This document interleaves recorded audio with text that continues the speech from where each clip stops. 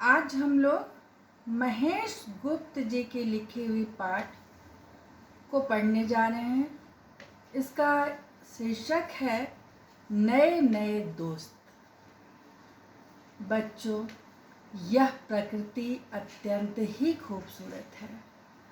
इसकी छटा इतनी मनमोहक एवं निराली है जिसका शब्दों में वर्णन करना मुश्किल जान पड़ता है। प्रकृति अपने आप में ज्ञान का भंडार है। यह हमें अनुशासन का पाठ भी पढ़ाती है। नियत समय पर सूर्य का उगना, नियत समय पर अस्त हो जाना, सब बिल्कुल नियमबद्ध तरीके से होता है।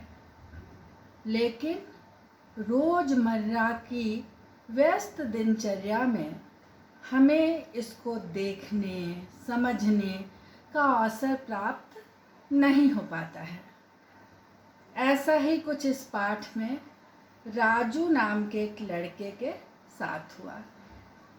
राजू, जो आपकी तरह ही एक विद्यार्थी है, रोज सवेरे तैयार होता है, तैयार होकर अपने विद्यालय के लिए निकल पड़ता है और वहाँ जाकर पढ़ाई तो करता ही है, साथ ही अपने दोस्तों के साथ खेलता है, कूदता है, मस्ती करता है। एक दिन रोज की तरह ही जब विद्यालय से घर लौटा तो उसके सिर में जोरों का दर्द हो रहा था।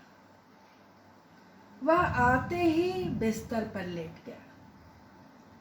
राजू को ऐसे विद्यालय से आकर बिस्तर पर लेटे देखकर उसकी माँ चिंतित हो उठी। उसने राजू को थर्मामीटर लगाया तो देखा उसे बहुत तेज बुखार है। उसने तुरंत ही डॉक्टर को बुलाया और राजू को दिखलाया तो डॉक्टर ने कहा कि उसे टाइफाइड हो गया है। उन्होंने राजू को दवाइयाँ दी, साथ ही बिल्कुल आराम से रहने की सलाह भी दी। राजू समझ गया कि अब उसे लंबे समय तक बिस्तर पर रहना ही होगा। पहले तो वह चिंतित हुआ, लेकिन बिस्तर पर लेटे हुए जब उसने एक दिन खिड़की खोलकर पर्दे के बाहर झांका तो ठंडी हवा चल रही थी और उस हवा के झोंके के साथ पेड़ पौधे लहरा रहे थे।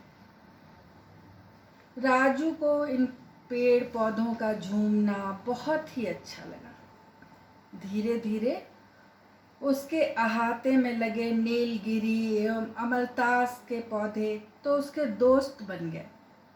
वहीं पास में चंपा का पेड़ भी था। उसकी पत्तियों को देखना उसे आनंद से भर देता था। खिड़की के ठीक ऊपर एक रोशनदान था जहां राजू की दीदी ने एक चित्र बनाकर लगाया था। उस चित्र में एक चरवाहा अपने सफेद भेड़ों के झुंड को लिए चला जा रहा था। वह चित्र भी उसे बड़ा लुभावना लगने लगा था। उसके पीछे एक चिड़िया ने घोंसला बनाया था। घोंसले से झांकती प्यारी सी चिड़िया की चींची की आवाज़ सुनकर राजू को लगता जैसे वह उससे उसका हाल पूछ रही हो। उससे पूछ रही हो, राजू अब तबीयत कैसी है तुम्हारी? इन नए नए दोस्तों के साथ उसके बीमारी के दिन कैसे बीत गए उसे पता भी नहीं चला और वह बिल्कुल स्वस्थ होकर पुनः अपने विद्यालय के लिए निकल पड़ा। इस कहानी को पढ़ने के बाद मैं आपसे कहना चाहूँगी कि बच्चों, समय हमेशा एक जैसा नहीं रहता। परिस्थितियाँ हमेशा अनुकूल नहीं रहती।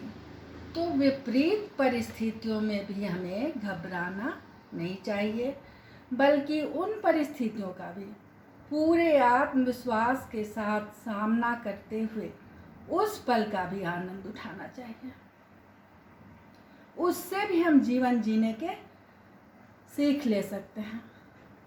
आज हम सभी अपने अपने घरों में हैं। कोरोना वायरस से सुरक्षा के लिए हमारी सरकार ने लॉकडाउन कर रखा है। ऐसे में आप भी अपने दोस्तों से मिल नहीं पा रहे हैं, तो इस समय का आप भी सदुपयोग कीजिए। पढ़ाई तो आप कर ही रहे हैं, साथ में आप भी प्रकृति का आनंद उठा सकते हैं। उसके मनमोहक दृश्यों को अपनी रुचि के अनुसार कैमरे में कैद कर सकते हैं, रंग बिरंगे चित्र बना सकते हैं, और भी ऐसे कई काम हैं जो आप हमेशा नहीं कर पाते हैं, उसे कर सकते हैं।